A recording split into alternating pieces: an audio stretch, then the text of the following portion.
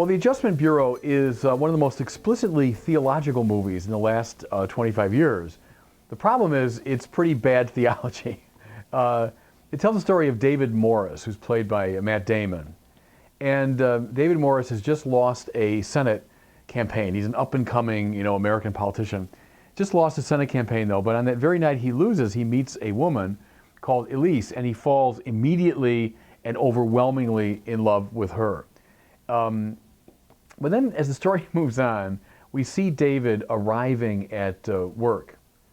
And something very bizarre is going on. Everyone at work is frozen in place.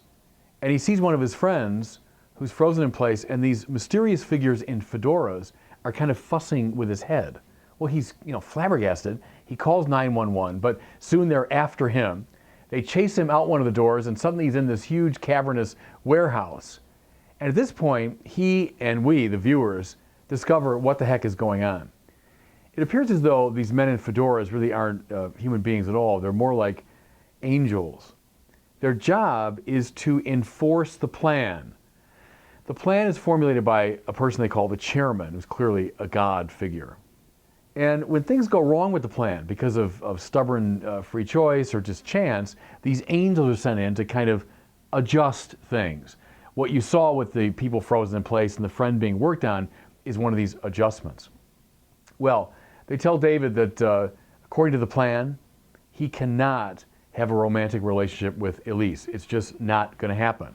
And they tell him that they will block any attempt that he makes to establish a relationship, and if he tells anyone about them, they will immediately erase his memory and identity. So that's the way the story gets set up. It's set up, obviously, as a story of fate, divinely imposed order, versus freedom. Now, in the 21st century, we shouldn't be too surprised which of these two is going to win.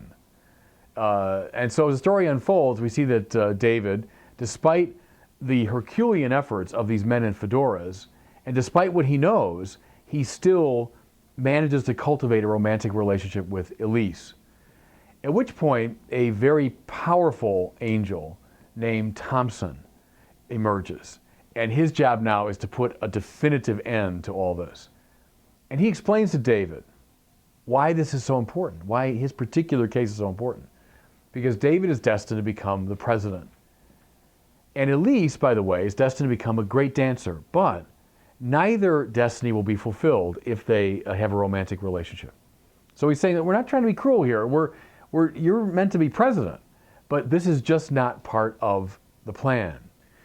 Well, I'm not going to reveal any more of the plot, but just to show you that the thing is set up consistently as this great, terrible struggle between a divinely imposed and enforced plan and scrappy human freedom. And the two of them are in conflict. Here's what I find interesting theologically. They represent, if you want, two things that we both desperately desire. We want to be free.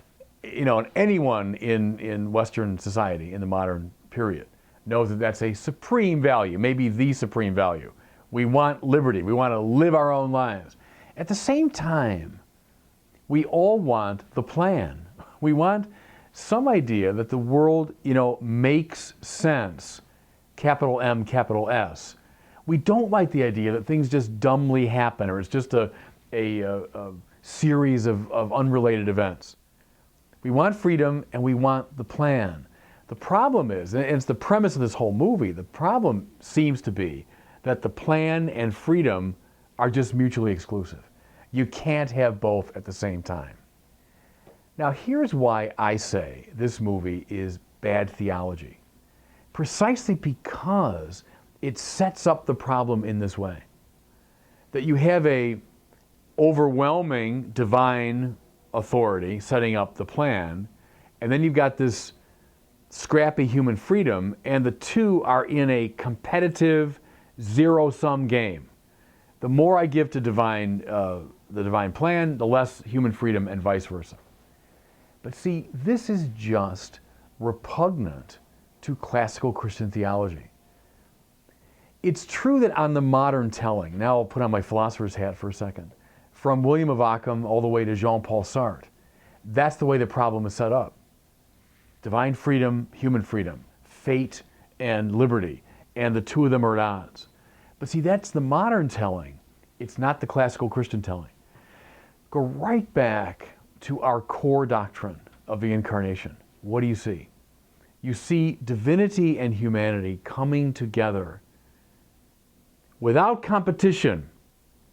It's not as though the divine liberty suppresses and denies the human liberty of Jesus. Just the contrary. We say Christ is fully human. He's fully free with a human freedom. And he's the incarnation of the plan. We say the Word was made flesh, logos. You might even translate that as plan if you want. He is divine freedom and human freedom coming together without competition. And see, that's the proper understanding of the two. Now, I know it seems strange to modern people. How could that be? How do you think those two things together? Here's a simple example, many more we could give, but think of a really good piano instructor, piano teacher, works with little kids. And she takes a kid now and she brings that kid through a plan. The plan includes basic exercises to learn, musical notation, to learn the basic moves of playing the piano. It might move into simple melodies then. It might move up to boogie woogie and blues music and pop songs. It then moves, according to plan, into Chopin and Mozart and Beethoven. What's the good teacher doing? Limiting the kid's freedom? No, I would say awakening it. All this time, the plan is grounding and awakening and directing the freedom of the child so that at the end of the day, at the end of this process, the child can play whatever she wants. See how it works, where freedom is not opposed to the plan, but freedom is guided and awakened by the plan. Now, having followed this design that was imposed upon her by the teacher, now this child, come of age, is able to play whatever she wants. That gives you, I think, a much clearer idea of what Christians mean by freedom and why we hold that God's destiny, God's plan, God's providence is not crushing our freedom, but awakening it. There's a great quote in the Divine Comedy of Dante. He says, "O Lord, in your will is my peace." See, that expresses the Christian idea, right? Not, "Oh Lord, your will oppresses me. Your will limits my will." No. In your will is my peace, is I find the person I am supposed to be. I find the direction to my freedom precisely in surrendering to your non-competitive will. I'd say maybe go see the Adjustment Bureau to find out what we don't think is true about the God-world relationship.